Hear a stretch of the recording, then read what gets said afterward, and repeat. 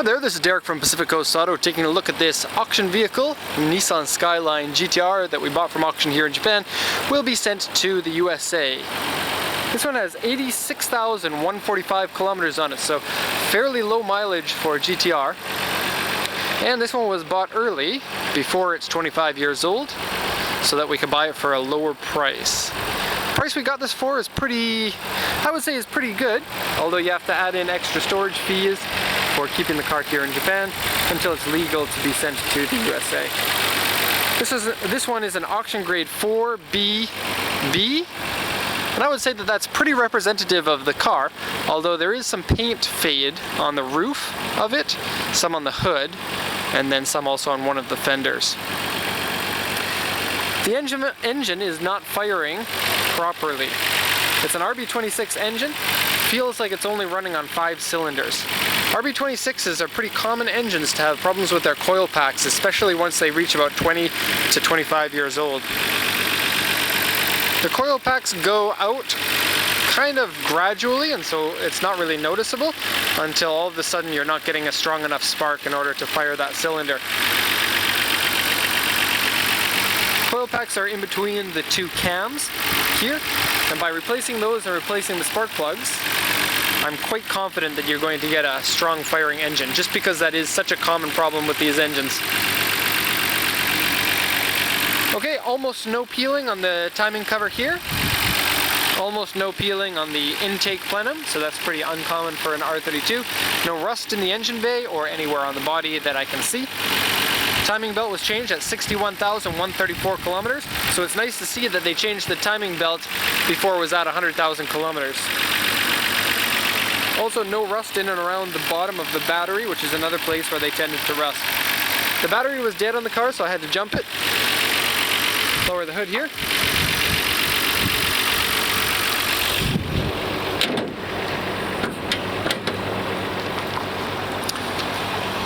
Okay, and we'll take a look at the auction sheet for the car. So, 1991 August, and it's actually a June, I think. And the reason why this one says August, but it's actually June, is because June is when the car was manufactured, and August is when the car was actually registered. And so 2 months difference there. And that's why we can import this one in June. Grade 4BB, 86,145 kilometers, aftermarket exhaust on it, which is an HKS dragger. As you can see, the misfire is a lot easier to see in the back here than it is up front. And interesting, we've got tail lights on. Let me just turn those off.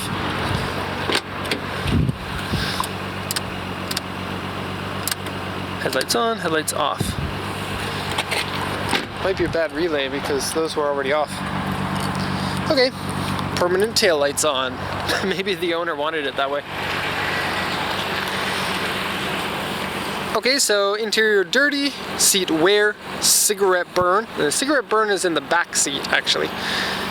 Underside has surface rust, right power window doesn't work, dashboard and interior liner part comes up. P1, P2, and P1, so that means paint fade. P2 on the front bumper. Various scratches and dents on both sides. W means repaint. P1 means fade, B means dent. So I'll show you kind of my impression of the body in just a second. We'll do a once around of the car here. The car's never been in an accident.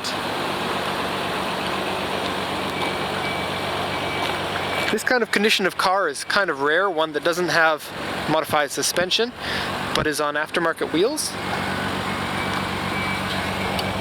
The R32 is a common car to put or to keep your original wheels on it. Even though the originals are 16s, I guess a lot of people really like them, and so you see a lot with the original wheels. This one's got 17-inch Vogue Racing wheels, but they're a style that you don't see anymore from Vogue Racing. And so it is a little neat, and actually we've got 2 cars in the port right now with the same Vogue Racing wheels, which is strange because they aren't really that common of a wheel these days. They've got a nice amount of dish on them, and they're running 255 section tires. And so a very wide tire for a GTR. Okay, so let's take a look at damage. The front bumper, the auction sheet said P2. Looks like it's P2 would be high paint fade. I'm sorry, can't speak. High paint fade. Looks like it was painted with a spray can, not glossy. Now the hood says P1. The hood is wet. I think the P1 on the hood and the trunk is not that bad. But once you get the car clean, you'll probably notice a little bit of a difference. It looks fine to me in person though. Now the roof has a P2 and it is, you can see white clear coat oxidization in this area here.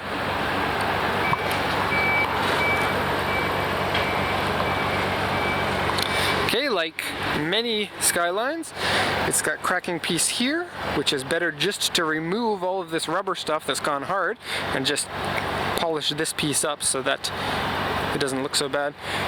The bottom piece has the same thing with the rubberized paint coming off. And the door cards aren't wavy like is pretty common on R32s. Back windshield has hardened gasket pull here, another very common thing for the Skyline GTRs. On both sides here. I'm not sure what the best way to approach this is. Of course you can take this top gasket piece off and then put your own sealant in there and make it pretty nice and clean. If you want, there may be better ways to do that. I'm not too sure. What you wouldn't want to do is take the windshield out, or front or rear windshield, because if you were to take it out and accidentally break it, that could be an expensive piece in the US to get, especially now. Once we see more of these get into accidents, which is going to happen, we're going to see more windshields, rear windows available on the used market. But at the moment, still, parts cars of the R32 are not very common. Okay, in terms of scratches and dents, let me show you what we got here. We've got left side rear has probably the biggest body damage in this section here. It looks like it's shallow, but it's large. It's got some scrapes and scratches along with the dent there. And then on the other side, it's just got various scratches in a number of places, like for example here, here, here, and some other smaller ones too. The underside looks good, but I mean, what we do for the underside check is point the camera underneath the car and take pictures, so we can't see everything that's down there. It does look good to me though. Power folding mirrors work. This window doesn't work, and I was just researching windows that don't work on the Skyline because we have one that is parked over there that the power window was down, and you can't ship this car with power windows down because it's a frameless window here. And so if the window's down, you can't tape a bag over it and still be able to open the door, and so that prevents you from shipping it. So just before this, I took the door card off and fixed that. Interior looks pretty good, but it is quite dirty, and it does have some sun damage. And I think the Skyline R32, more than many cars of this era, gets damaged by sun.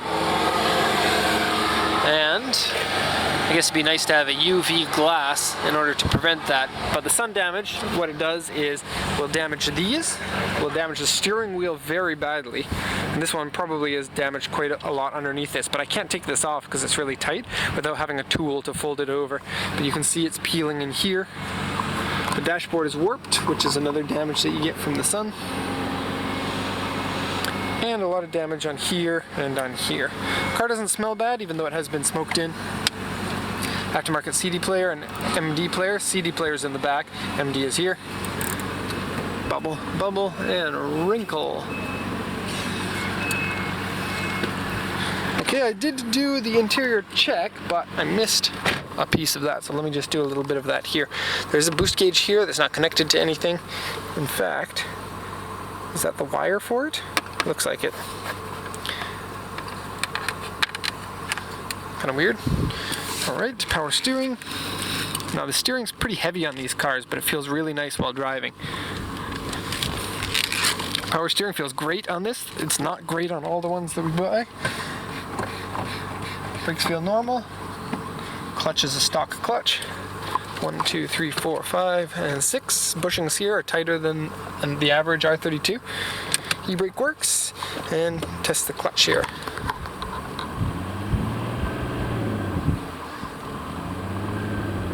Okay, the clutch wear feels good, but without actually driving the car, we can't give it enough kind of power to see if it does slip.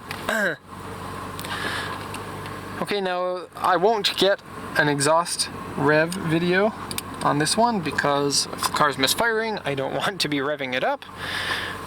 As you can see here, stock GTR seats. There is a small rip on the driver's side seat. There's the cigarette burn down there. Small rip on the driver's side seat. I'll just show you that. And it's in the common area where these seats rip. Usually they're pretty good, but they rip right here when somebody sits on it and forces it into this little bit of plastic, a little bit of threadbare right here. And so this is a really simple thing to just give it a little pinch and then nobody will notice. Okay, floor mat missing in the back. I just noticed that. And one more cigarette burn right there. I'll show you the trunk to make up for it that I'm not going to show you the exhaust rev. Oh, and the rear wing is faded. Not glossy anymore.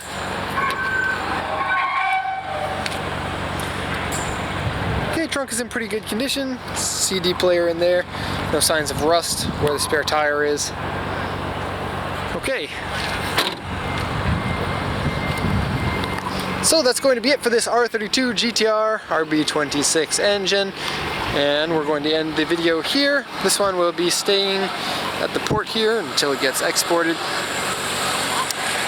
and we'll end the video there. Thanks a lot for watching and have a nice day.